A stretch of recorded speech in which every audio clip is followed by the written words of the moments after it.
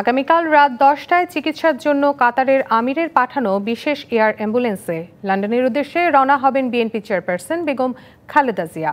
Medical বোর্ডে 6 জন চিকিৎসক সফরসঙ্গী হচ্ছেন। তার চিকিৎসক জানান, অবস্থা বিবেচনা করে যুক্তরাজ্যের পর যুক্তরাষ্ট্রেও নেওয়া হতে পারে সাবেক এই প্রধানমন্ত্রীকে।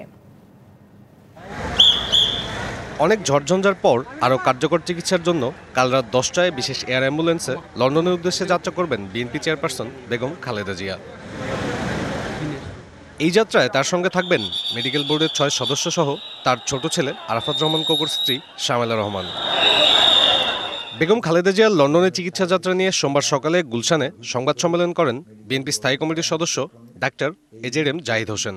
সকল যে সমস্ত ফর্মালিটিজ আছে সেগুলো কমপ্লিট করে আগামীকালকে 7ই জানুয়ারি ইনশাল্লাহ রাত 10টায় কাতার আমিরাতসের আমিরের স্পেশাল এয়ার অ্যাম্বুলেন্সে উনি ইনশাল্লাহ ঢাকা এয়ারপোর্ট থেকে ঢাকা দোহা লন্ডন হিথ্রো এই ফ্লাইট ইনশাল্লাহ উনি যাবেন এবং ওনার সাথে মেডিকেল বোর্ডের 6 জন সদস্য, ওনার ব্যক্তিগত কর্মকর্তা, ওনার যে কেয়ার গিভার, ওনারা থাকবেন।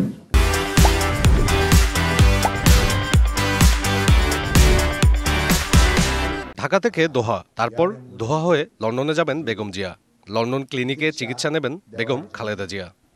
লন্ডন ক্লিনিক বলে একটা অনেক পুরনো হসপিটাল আছে এবং সেই হসপিটালে, এটাও এনএইচএসের অধীনই একটা হসপিটাল, ওখানে ওনাকে ভর্তি করা হবে।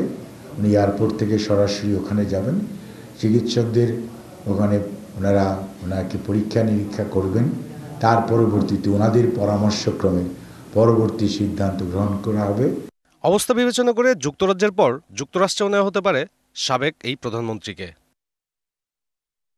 সাব্বির রোজ, ডিবিসি নিউজ, ঢাকা।